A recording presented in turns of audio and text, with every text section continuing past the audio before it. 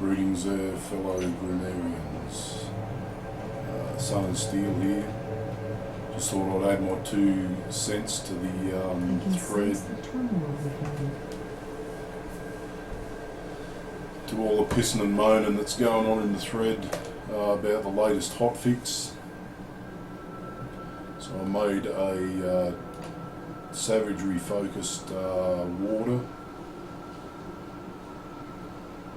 and as you can see, I've bumped up brute force to its maximum, 12 points, before we start to get into ultimate levels. And also taking tenacity of the boar and storm touch to their maximum, or above their maximum, 1 ultimate level in each. Storm, tenacity of the boar obviously taking for its offensive ability, and you've got your lightning damage and attack speed there on storm touch. So there's a lot of pissing and moaning about the nerf to Stormcaller's Pact, so I thought I would do a little experiment by comparing Stormcaller's Pact with brute force. And it's fairly telling. You can see how I've set this up. Obviously I'm going for offensive ability and attack speed on a 2-handed build, using savagery and getting a reasonable effect with the gear that I'm running. Alright, so without savagery going off, we've got 1500, over 1500 offensive ability, which gives me a fairly high crit rate. With the savagery activated, we're able to bump that up to 1600 offensive ability, which is not bad. With a setup like that, I could employ the use of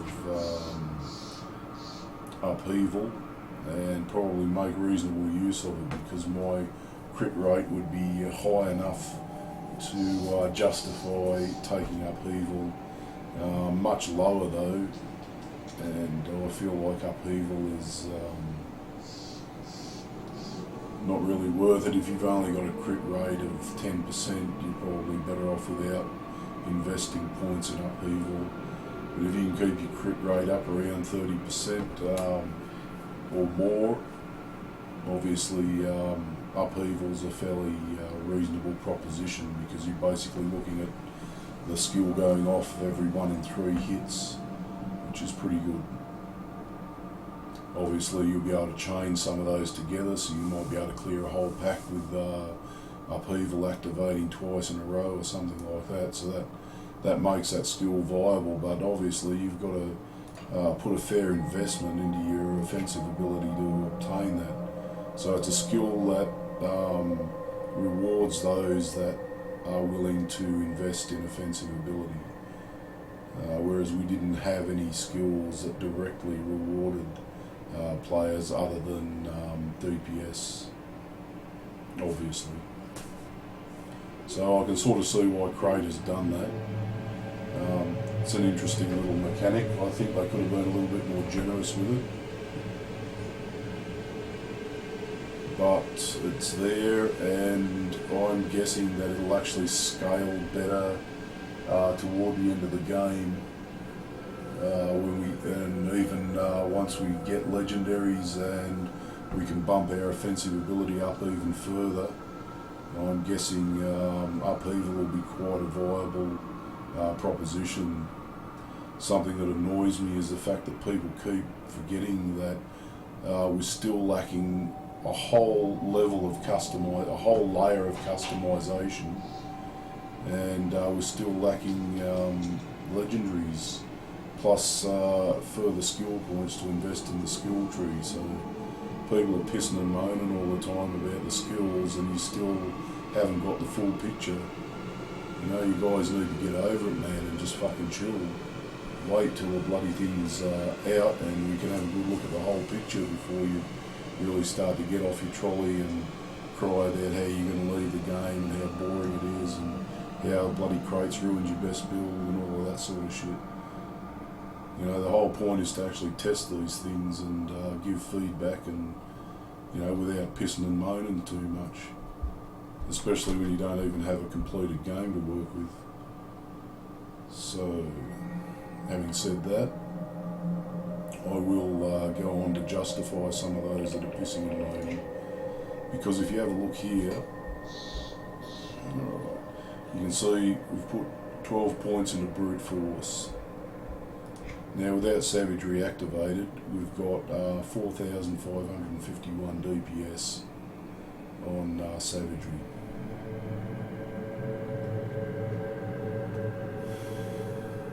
Now, if we take those points away and invest them into Stormcaller's Pact,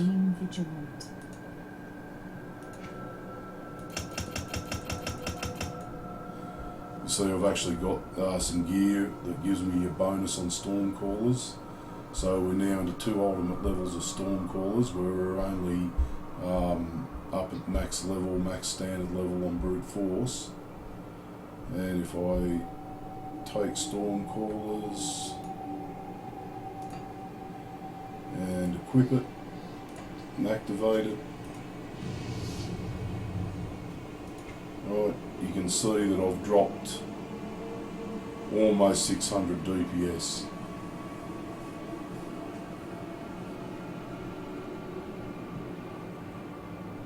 So I think some of what the people are saying about Stormcaller's Pact being over-nerfed is probably legit. As much as I hate to hear the pissing and moaning that goes on, in this case, if you compare a tier 1 skill with a top tier skill, you're finding that there's a fairly big discrepancy with the power factor. I believe Stormcaller's Pact was hit too hard if that's the case. I mean, there's other considerations, as most of you are aware. Stormcallers can be used with any skill. It's not limited to which skill you use it with. They've even allowed a percentage chance for it to buff Storm Totem in its lightning form. As you can see there, there's a 33% chance to do 336% lightning damage.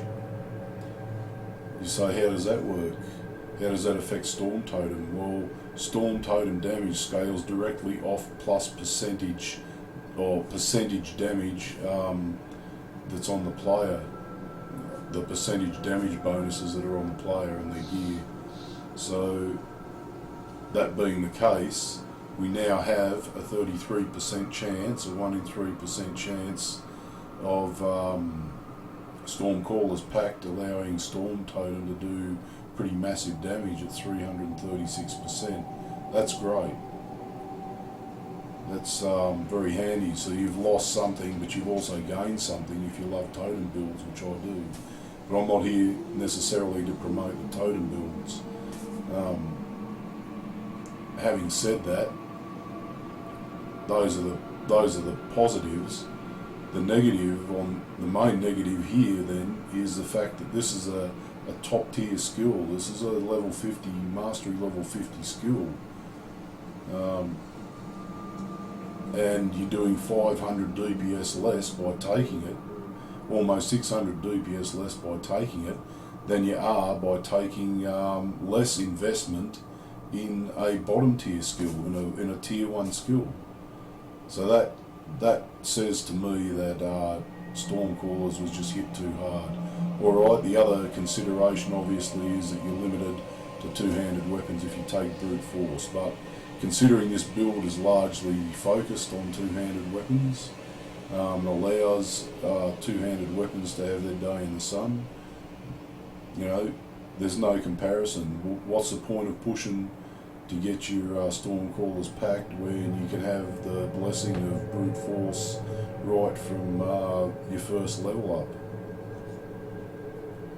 So, as much as I hate to admit it, in this instance, I believe all the pissing and moaning about Stormcallers is probably justified to some extent.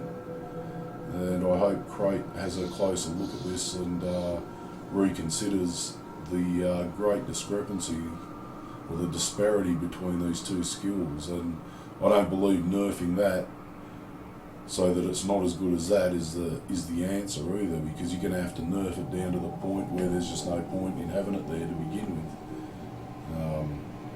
Let's just buff Stormcallers a bit again.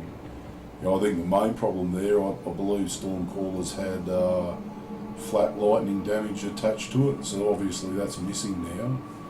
There's no flat lightning damage, so this is probably where a lot of guys have lost quite a bit of DPS with the removal of the flat damage. So maybe the flat damage could be added back, or maybe we could allow a higher percentage of damage conversion, or maybe even just bump up the lightning damage again.